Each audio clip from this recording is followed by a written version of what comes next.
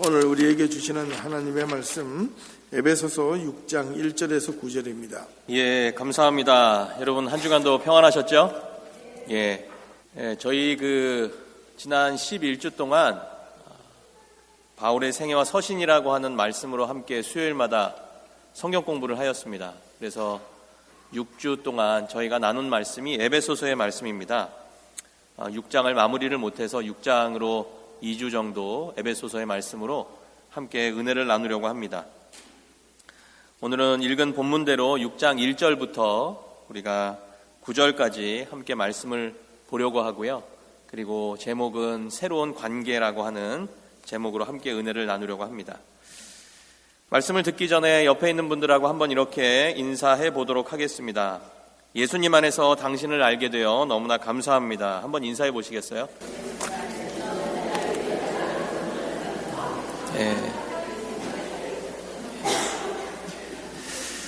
진짜 감사하시는 분도 있고 별로 감사하지 않은 분들도 있고 그런 것 같습니다. 여러분은 누군가에게 인생이 무엇입니까? 라고 하는 질문을 받는다고 한다면 무엇이라고 대답을 해 주시겠습니까? 물론 인간의 일생을 한마디로 또 한 문장으로 정의하기는 어렵겠지만 인생이라고 하는 건 어쩌면 관계로 시작해서 관계로 끝을 맺는 게 아닌가라는 생각을 해보게 됩니다.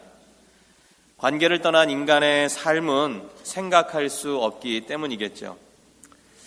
여러분 가만히 생각해 보면은요, 인간이라고 하는 한 존재는 관계라고 하는 것을 통해 배움을 갖기도 하고요, 새로운 것을 받아들이기도 하고요, 또 위로를 받기도 하고 체험을 받기도 합니다.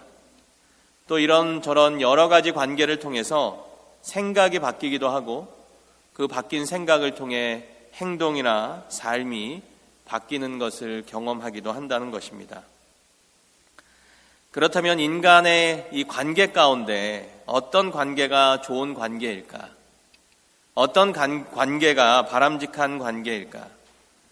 물론 성도로서 이 땅을 살아가면서 관계적인 측면에서 이 관계를 맺는다라고 하는 것을 생각해 보면 성도는요, 하나님께서 우리를 처음 만드셨을 때 그 목적을 회복하는 관계, 그리고 그 목적답게 관계를 맺는 것이 좋은 관계, 아름다운 관계라고 말할 수 있는 것입니다.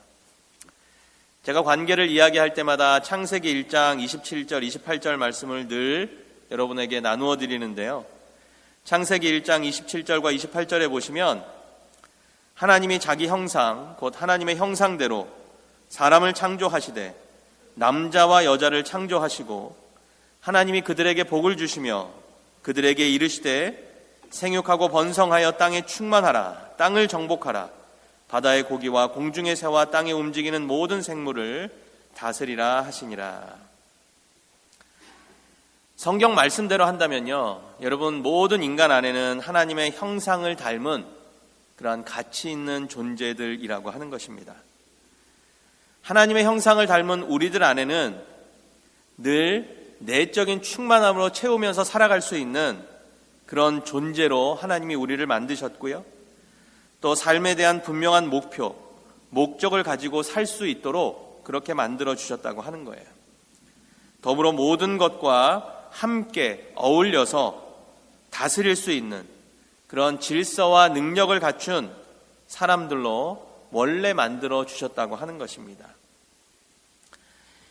이 모든 것이 하나님과의 완전한 관계를 이루면 우리 안에 어느 정도 회복할 수 있는 하나님의 형상이라고 하는 거예요. 생육하고 번성하고 땅에 충만하고 땅을 정복하고 다스리고,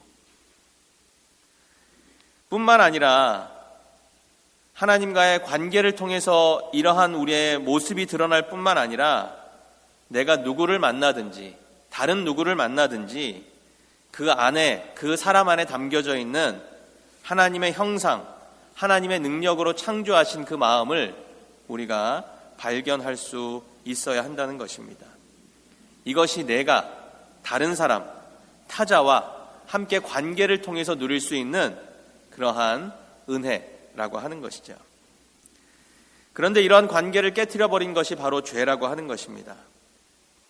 다시 말씀드려서 죄가 있기 이전 상태는 아까 말씀드린 것처럼 내 안에 있는 하나님의 형상이 내 안에 충만케 되어서 그 하나님의 형상을 통한 복을 주셔서 생육하고 번성하고 충만하고 다스리는, 정복할 수 있는 그러한 은혜의 삶을 살아갈 수 있게 만드셨다고 하는 것입니다. 조금 쉽게 말씀드리면 결국 성경이 말씀하고 있는 새로운 관계란 하나님이 우리를 처음 만드셨을 때의 그 관계로의 회복을 의미한다고 하는 것입니다. 처음 하나님이 나와 누렸던 그 관계, 그리고 하나님이 사람과 사람 사이에서 누릴 수 있도록 하셨던 그 창조 원리에 따른 관계의 회복, 그것이 바로 우리가 추구해야 할 좋은 관계, 그리고 그리스도인의 관계의 삶의 모습이라고 하는 것입니다. 여러분, 지금 우리가 살고 있는 이 시대에 이러한 새로운 관계를 위해서 우리에게 정말 필요한 것이 있다면 그것은 내가 누구와 어떤 사람과 관계를 맺고 살고 있든지 간에 먼저 그 관계를 통해 상대방의 영혼 안에 담겨 있는 하나님의 형상을 볼 수 있고 또 경험할 수 있어야 한다는 것이죠. 그리고 그것이 서로의 관계 가운데 회복될 수 있는, 그러한 형상이 회복될 수 있는 그러한 관계를 맺어갈 수 있어야 한다는 것입니다. 때때로 우리 주위에는요, 그러한 하나님의 형상이 그 안에 담겨져 있다라고 하는 것조차 스스로 깨닫지 못하고 살아가는 사람들이 있다고 하는 것이죠. 하나님을 경험하지 못하고 하나님의 섭리가 그의 삶 가운데 있음을 깨닫지 못하고, 그리고 그의 인생을 통해 하나님의 계시가 드러나도록 하는 그러한 하나님의 뜻이 그 안에 담겨 있음을 경험하지 못하고 발견하지 못하는 그러한 사람들과 관계를 맺는다고 할지라도 그 관계, 하나님을 알고 있는 나와의 관계를 통해서 그 사람들 내면 안에 담겨 있는, 영혼 안에 담겨 있는 하나님의 형상을 보고 하나님의 뜻을 깨닫고 하나님의 계시를 만나고 하나님의 드러내심을 경험할 수 있는 그러한 관계로 나아갈 수 있어야 한다는 것입니다. 여러분, 이것이 바로 우리가 이 땅에서 살아야 하는 또 하나의 사명이라고 하는 거예요. 늘 말씀드리지만 우리의 사명 가운데 하나는 평화의 사람이라고 하는 것입니다. 내가 하나님과 샬롬했듯이 그런 나와의 관계를 통해 그 사람이 하나님과 샬롬할 수 있도록 만드는 것, 그것이 우리 안에 또 다른 관계를 통한 사명이라고 하는 것입니다. 오늘 본문이 있는 이 에베소서 말씀에는요, 5장 후반부부터 오늘 본문 읽은 6장 10절까지 사도 바울은 새로운 관계에 대한 말씀을 우리에게 해주고 있습니다. 5장 마지막 부분에 있는 관계는 우리가 읽지는 않았지만 남편과 아내의 관계에 대한 말씀입니다. 또 오늘 본문 읽은 6장 1절부터 4절 사이에는 자녀와 부모의 관계를 말씀하고 있고요.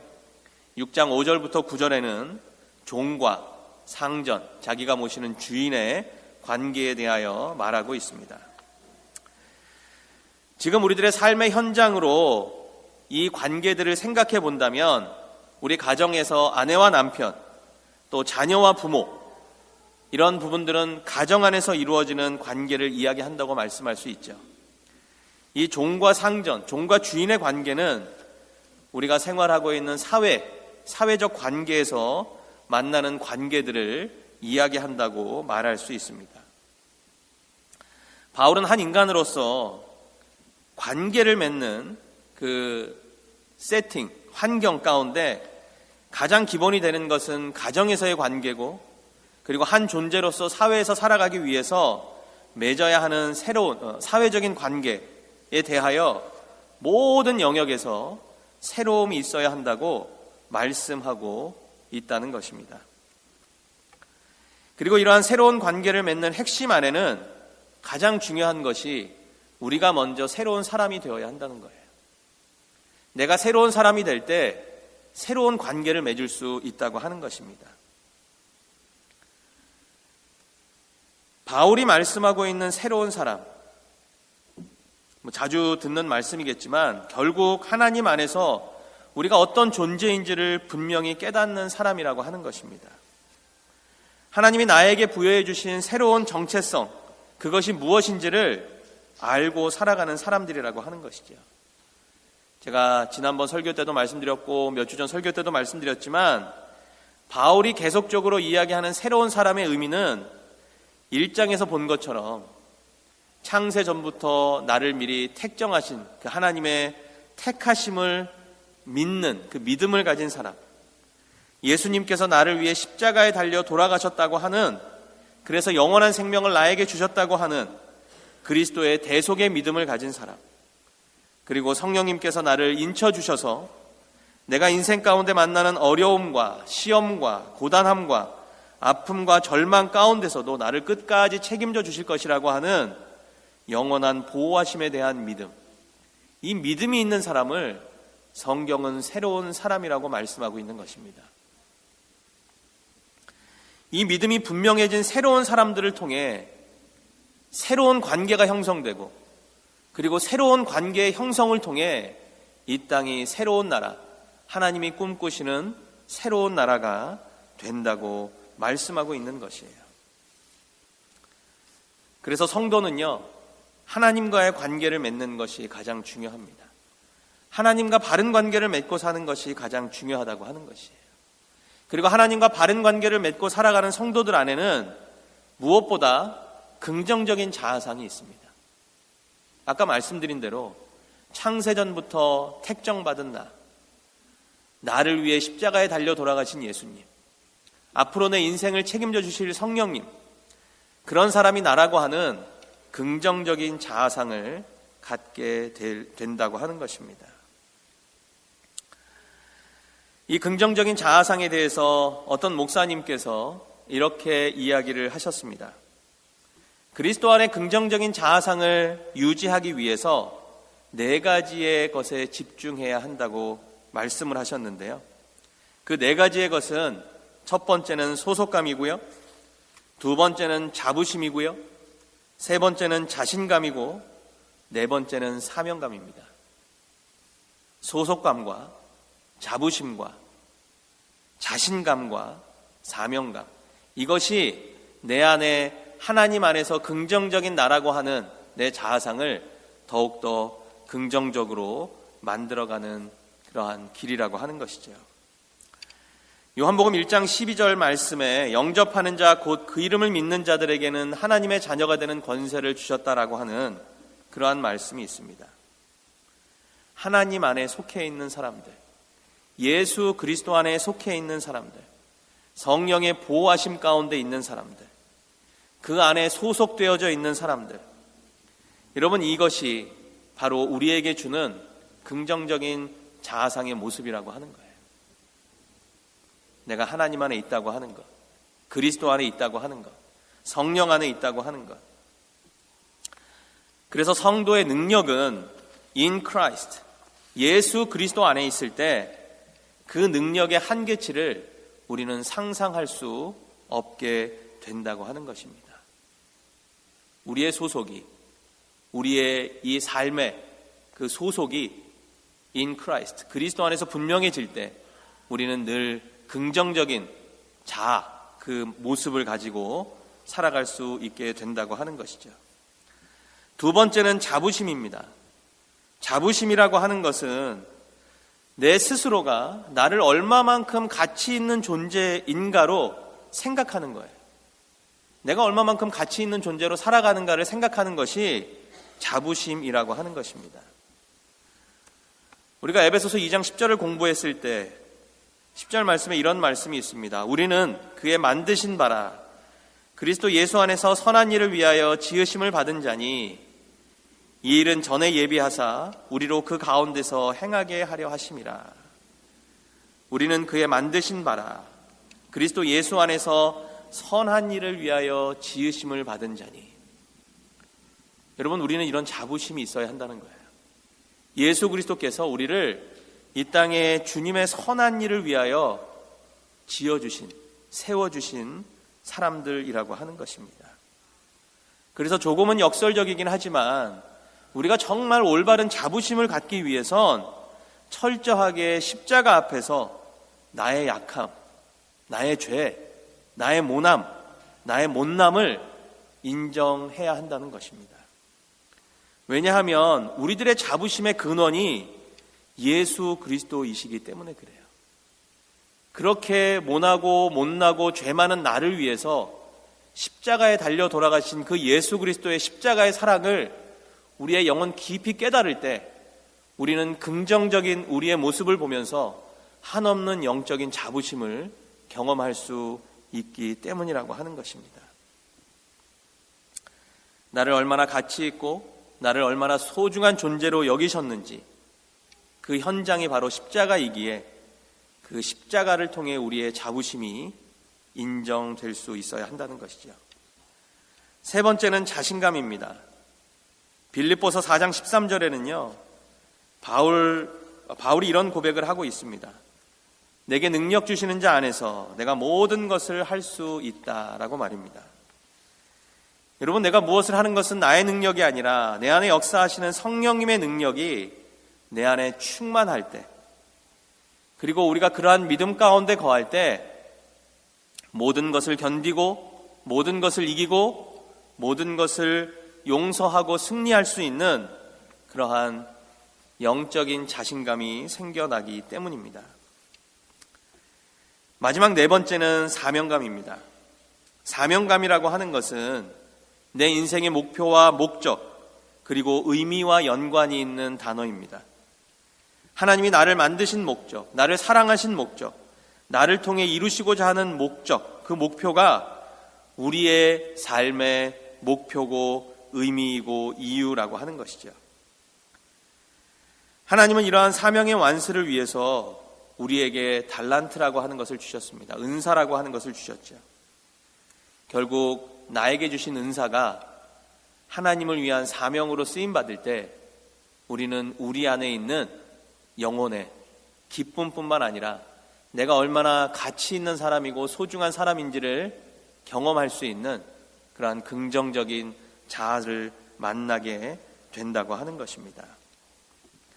다시 한번 말씀드리지만 내가 어디에 속해 있는지 소속감과 나의 자부심과 그리고 나의 자신감과 나의 사명감, 여러분, 이것이 은혜 안에 넘쳐나는 사람이 결국 새로운 사람, 새로운 관계를 맺을 수 있는 새로운 사람이라고 하는 것입니다.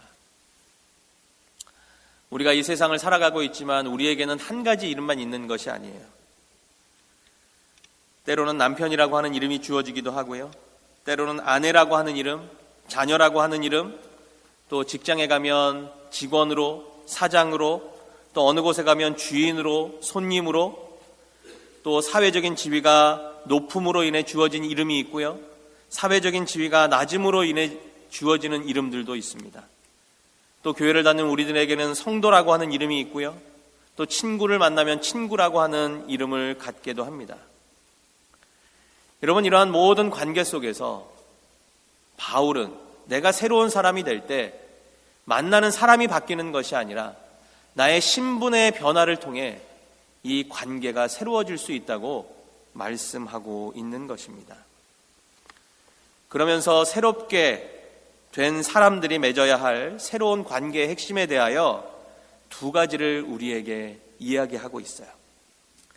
그 첫 번째는 질서이고요. 두 번째는 개혁입니다. 바울은 남편과 아내로서, 부모와 자녀로서, 그리고 종과 상관 혹은 주인으로서 새로운 관계를 맺기 위해선 관계의 질서를 따르라고 말하고 있는 것입니다.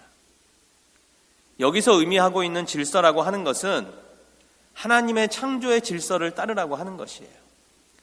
하나님이 남자를 지으셨을 때, 여자를 만드셨을 때, 부모를 만드셨을 때, 자녀를 주셨을 때, 그리고 내가 종이 되었을 때 혹은 상전이 되었을 때 모든 그 관계 속에서 세워주신 창조의 질서를 따르라고 하는 것입니다. 그리고 그 창조의 질서의 핵심으로 서로 복종하라고 말하고 있어요. 또한 권위에 복종하라고 말씀하고 있는 것입니다. 이러한 이야기를 하면 꼭 불편하게 생각하시는 분들이 있습니다. 특히 남자의 권위에 순종하십시오 하면 여자분들이 불편해하시고요. 또 우리가 권위에 순종해야 합니다라고 하면 권위를 가진 사람을 순종할 수 없는 사람, 현재 그런 세팅 가운데 있는 분들은 마음이 불편하실 거예요. 성경은 권위에 대하여 두 가지의 것을 말하고 있습니다. 그것은 보편적인 권위와 기능적인 권위를 말씀하고 있다고 하는 거예요. 여러분, 보편적인 권위라고 하는 것은 내가 남편이든 아내든 누구든지 간에 어떠한 이름을 갖든지 간에 서로가 서로에게 복종해야 한다는 거예요. 우리 에베소서를 공부하신 분들은 이미 들으셨지만 에베소서를 잘 읽어보시면 바울은 권위에 복종하라는 말뿐만 아니라 피차 복종하라는 말을 하고 있습니다. 피차 복종하라고 하는 것은 보편적 권위라고 하는 것으로 서로가 서로에게 복종할 수 있는 관계가 맺어져야 한다는 거예요. 뿐만 아니라 성경은요, 기능적인 권위에 대해서도 말씀하고 있어요. 이 기능적인 권위라고 하는 것은 하나님이 세워주신 권위 혹은 권위자에 대하여 기본적으로 복종해야 한다라고 하는 것을 의미하는 것입니다. 이 에베소서 5장 말미에 보시면 남편과 아내의 관계를 설명하면서 아내들에게는 남편에 대한 복종을 이야기하고요, 또 남편에게는 아내들에 대한 사랑을 이야기하고 있습니다. 왜냐하면 가정을 세우신 하나님의 질서에 입각해서 보면 남편, 가장을 통해서 영적인 권위가 세워져야 하기 때문에 그래요. 그리고 그 영적인 권위를 아내가 세워주어야 하고 그 권위를 세워주는 것이 아내가 순종하는 모습이어야 하기 때문이라고 하는 것입니다.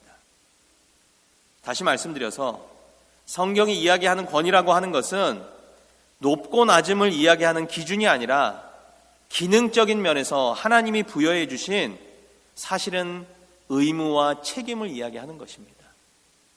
그래서 권위를 가진 사람이면 사람일수록 거기에 따른 의무와 책임이 있어요. 물론 권리도 있지만 의무와 책임이 훨씬 강조되고 있다고 하는 것입니다.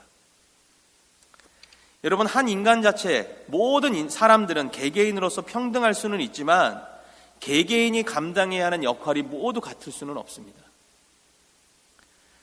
모든 사람들은 인간이라고 하는 그 가치적인 측면에서는 평등하지만 역할까지 평등할 수는 없다고 하는 거예요.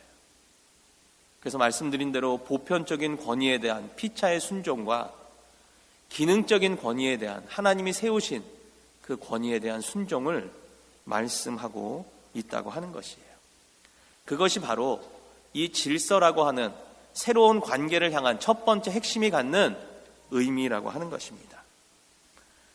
바울이 이야기하고 있는 관계의 두 번째 핵심은 개혁입니다. 여러분, 사실 이 개혁이라고 하는 단어를 가만히 생각해 보면 제가 지금 방금 말씀드린 질서라고 하는 단어와는 잘 어울리지 않는 단어일 수 있어요.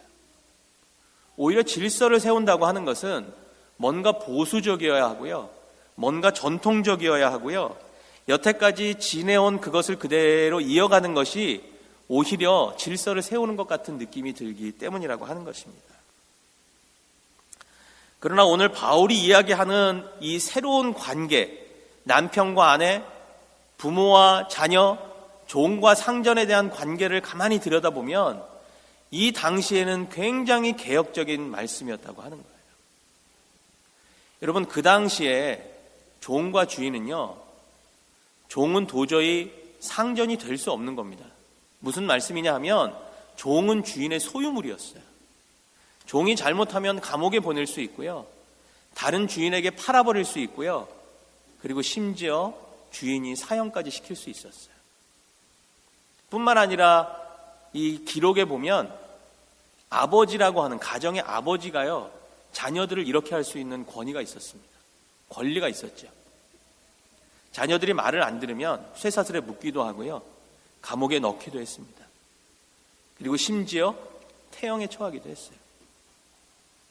근데 이런 관계 가운데 바울이 새로운 관계를 이야기하는 거예요.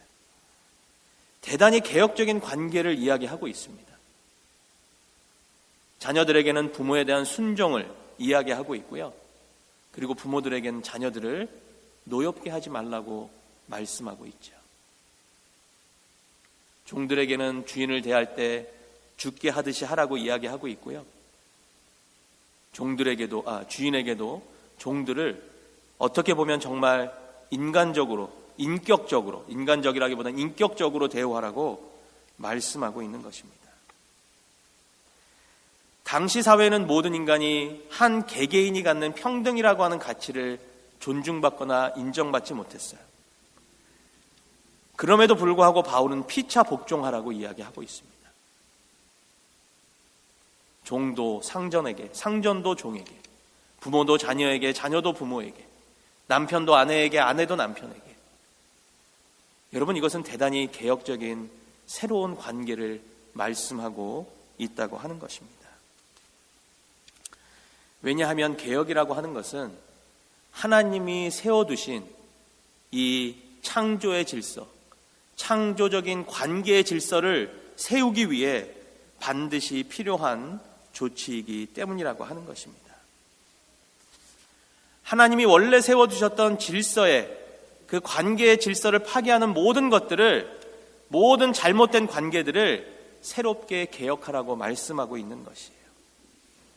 이것이 바로 바울이 실현하고자 했던 새로운 사람들이 새로운 질서를 통해 새로운 관계를 만들어내고 그 새로운 관계를 통해 새로운 하나님의 세상, 하나님의 나라가 만들어지기를 소망했던 원리였기 때문이라고 하는 것입니다.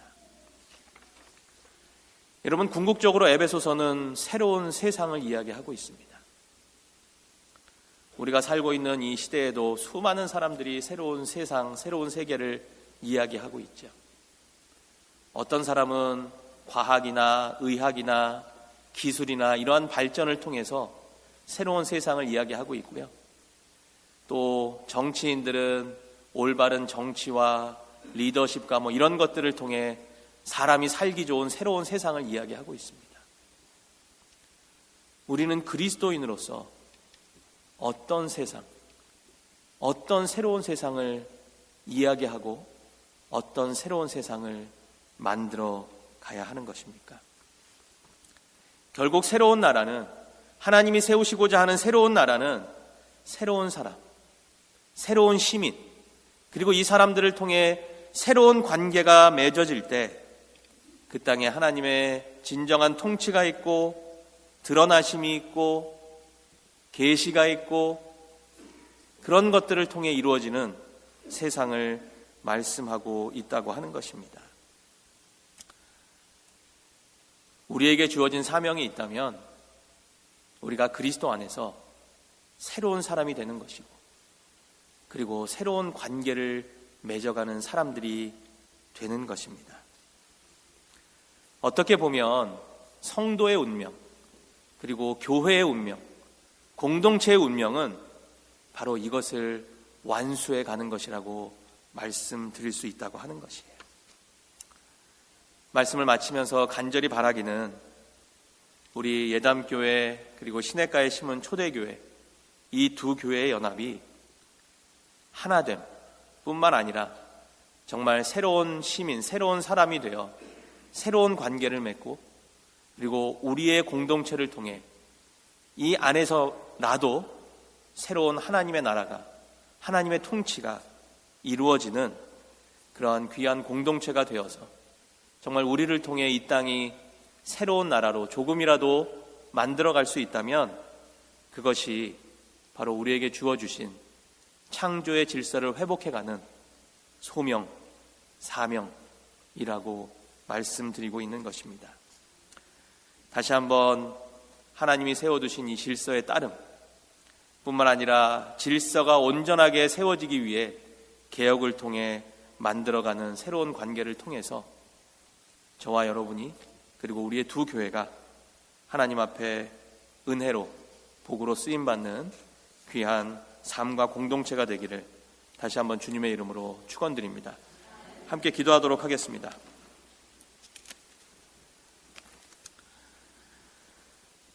하나님 감사합니다. 우리에게 새로운 관계를 통해 새로운 나라에 대한 사명을 주셨는데 하나님 그 일을 이루어가기 위해 우리가 먼저 새로운 사람으로 주님 앞에 서야 함을 기억하게 하시옵소서. 하나님이 이 땅 가운데 세워두신 창조의 질서와 그 파괴된 질서를 새롭게 세우기 위해 주신 개혁의 마음을 가지고 우리가 새로운 관계를 맺어갈 수 있는 복된 성도들로 살아갈 수 있도록 하나님 또한 축복해 주시옵소서. 다시 한번 우리 예담교회와 시냇가에 심은 초대교회와의 만남이 이러한 질서와 개혁의 만남이 되게 하셔서 우리를 통해 이 땅이 더욱더 하나님의 나라로 부해지며 하나님의 나라로 충만케 될 수 있도록 하나님 역사하시고 인도해 주시옵소서. 감사합니다. 주님, 예수님의 이름으로 간절히 기도하옵나이다.